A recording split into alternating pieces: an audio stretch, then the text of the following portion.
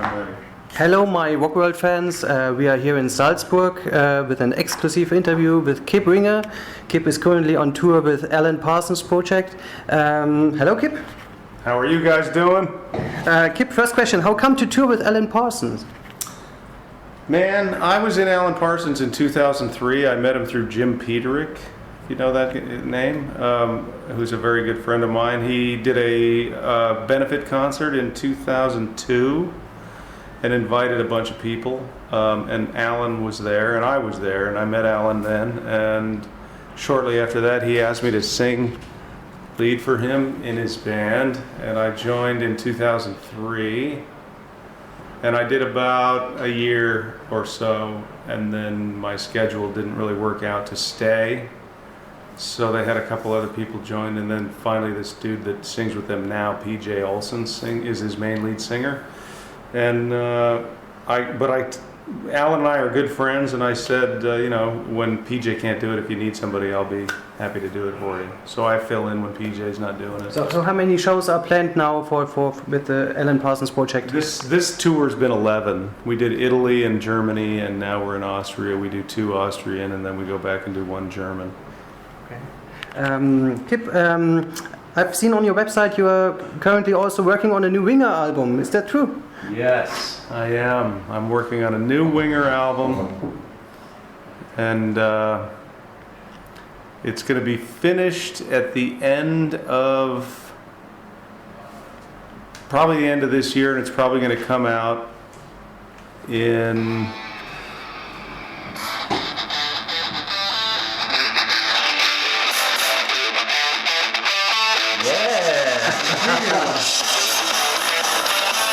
Okay, that's the preview. No one else has ever heard that. Cool.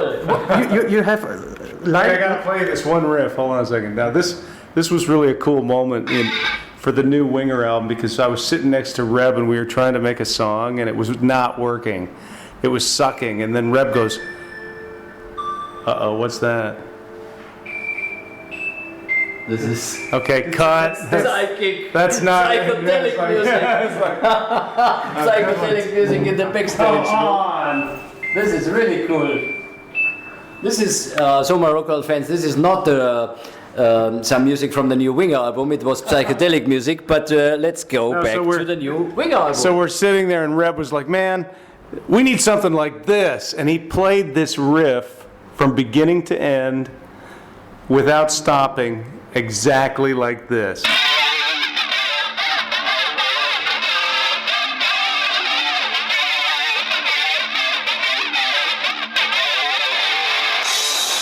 That was the whole riff, and I'm like, okay, that's the song. We're gonna make the song out of that.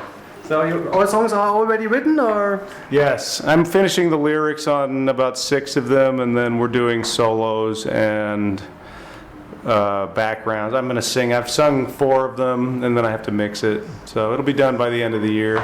Okay. Cool. Is there a tour planned after the album release? Yes, we're planning on doing 2014 as much touring as we can do.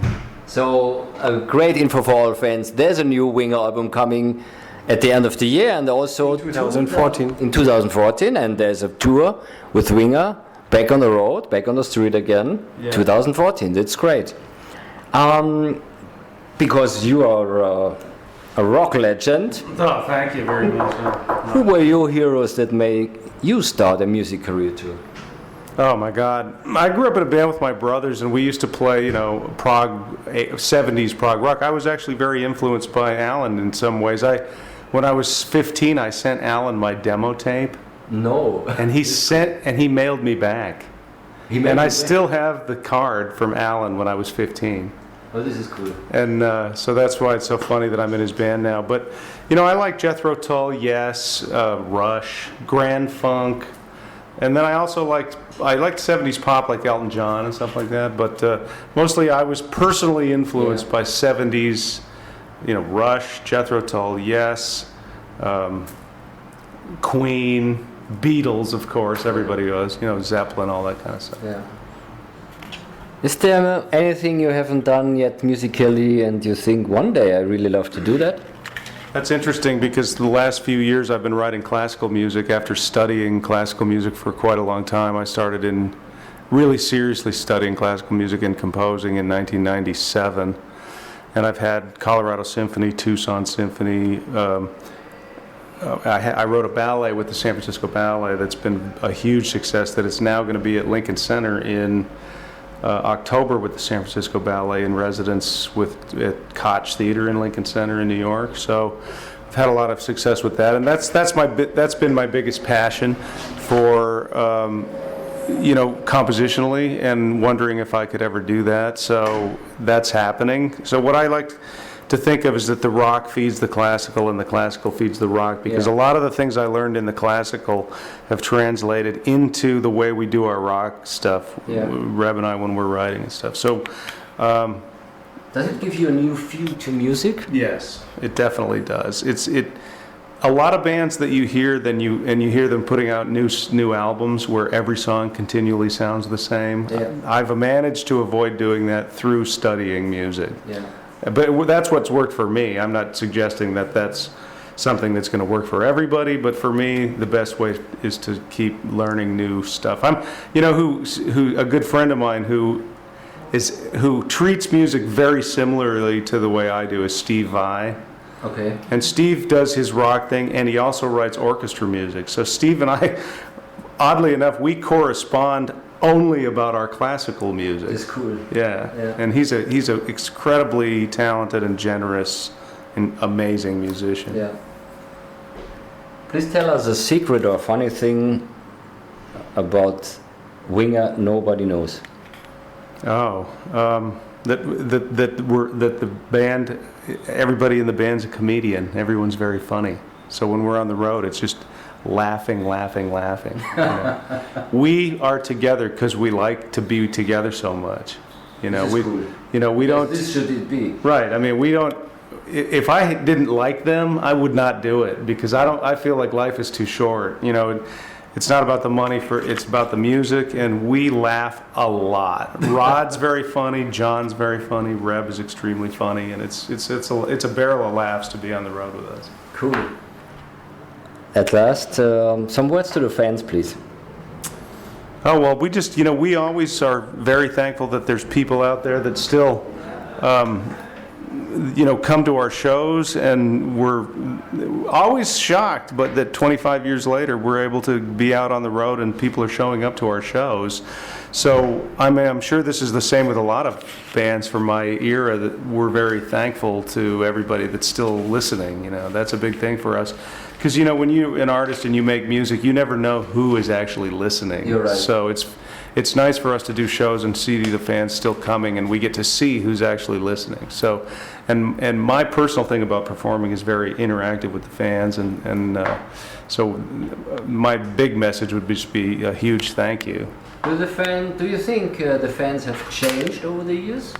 The view of the fans, or? Well, it's interesting. Only in age, the internet, like we were talking earlier, has really brought a whole new generation of young fans to the music, because the internet, to a large degree, has made a lot of this type of music immortal. And I think a lot of bands, I think Alan Parsons is seeing it, that young people are discovering his music, and it's on the internet you can become immortal, whereas in the old days, if you didn't come out with a new hit record that the record company was pushing, you'd be gone and everyone forget about you.